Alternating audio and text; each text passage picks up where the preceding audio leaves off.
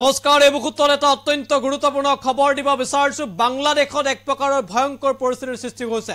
সমগ্ৰ দেশখনতে কাৰফিউ জাৰি কৰা হৈছে ছাত্ৰসকলৰ প্ৰতিবাদত এক প্ৰকাৰৰ ভয়ংকৰ পৰিস্থিতিৰ সৃষ্টি হৈছে বাংলাদেশত এই পৰ্যন্ত 105 জনকৈ লোকৰ মৃত্যুৰ তথ্য আহিছে 1500ৰো অধিক লোক গুৰুতৰভাৱে আঘাতপ্ৰাপ্ত হোৱাৰ খবৰ আহিছে সবিশেষ নিটকছৰ দৰ্শকৰ বাবে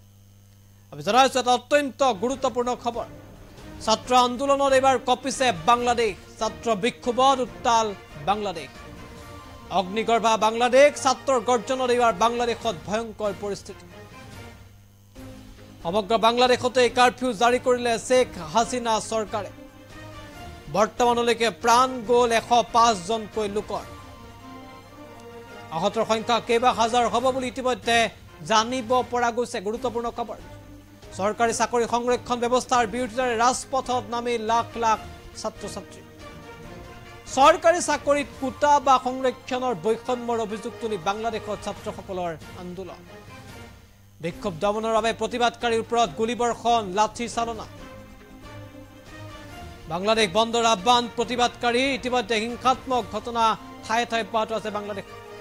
আন্দোলনের ফলত স্তব্ধ হয়ে পড়ছে স্বাভাবিক জনজীবন শান্তি শৃঙ্খলা বজায় রাখিবলৈ এবাৰ সামৰিক বাহিনী মোতায়েন কৰা হৈছে সৰকাৰি চাকৰিত সংৰক্ষণৰ ব্যৱস্থাৰ বিৰুদ্ধে যোৱা কেইবা সপ্তাহ ধৰি বাংলাদেশত অব্যাহত আছে প্ৰতিবাদ প্ৰধানমন্ত্ৰী শেখ হাসিনাই ছাত্ৰ আন্দোলনক উপলুঙা কৰাৰো গুৰুতৰ অভিযোগ ছাত্ৰ সমাজৰ সৈতে আলোচনাত মিলিত হ'ব বিচৰা নাই শেখ হাসিনা ইয়াৰ পাছতে বাংলাদেশত হিংসাত্মক ৰূপ ধাৰণ কৰে ছাত্ৰ সমাজৰ প্ৰতিবাদ বিদ্যুৎ দমনৰ বাবে প্ৰতিবাদী ছাত্ৰ ছাত্ৰীৰ ওপৰত জপিয়াই পৰিছে আৰক্ষী বাহিনী ৰাজধানী ঢাকাৰ লগতে উত্তপ্ত হৈ পৰিছে কেইবাখনো চহৰৰ পৰিস্থিতি বৰিশাল সিলেট কুমিল্লা চট্টগ্ৰাম ৰাজৰ্ষি খুলনাতো হিংসাত্মক পৰিস্থিতি সৃষ্টি হৈছে জৰিখৰ বাহিৰে স্তব্ধ হৈ পৰিছে সমগ্ৰ বাংলাদেশ উত্তপ্ত পৰিস্থিতি ঢাকা বিশ্ববিদ্যালয় জাহাঙ্গীৰনগৰ বিশ্ববিদ্যালয় ৰাজশাহী বিশ্ববিদ্যালয় অনিৰ্দিষ্ট কালৰ বাবে বন্ধ কৰি দিয়া হৈছে বিশ্ববিদ্যালয়সমূহ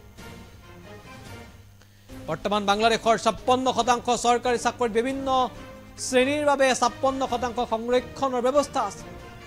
30% 1971 মুক্তিযোদ্ধাৰ পৰিয়ালৰ বাবেও সংৰক্ষিত কৰা আছে বাংলাদেশ 10% সংৰক্ষিত পিছপৰা জিলাৰ প্ৰাৰ্থীৰ বাবে আৰু মহিলাৰ বাবে সংৰক্ষিত 10% সৰকাৰি চাকৰি আনে 5% জাতিগত আৰু সংখ্যালঘুৰ আৰু 1% দিব্যাংগৰ বাবে সংৰক্ষিত হৈছে বাংলাদেশ 2018 চনতো সংৰক্ষণ বিৰোধী আন্দোলনে উত্তাল কৰিছিল বাংলাদেশ এইবাৰো আন্দোলনে লৈছে ভয়ংকৰ ৰূপ ধাৰণ কৰিছে ইতিমধ্যে বাংলাদেশৰ শেহতীয়া পৰিস্থিতি লক্ষ্য ৰাখি এই দেশত থকা ভাৰতীয় নাগৰিকক ঘৰতে সোমাই থকাৰ নিৰ্দেশ দিছে ভাৰতীয় দূতাবাস শুক্ৰবাৰে ডাউকি ইণ্টিগ্ৰেটেড চেক পোষ্টৰ জৰিয়তে 363 জন লোক মেঘালয়ত উপস্থিত হৈ জানিব পৰা গৈছে তেওঁলোকৰ ভিতৰত 204 গৰাকী ভাৰতীয়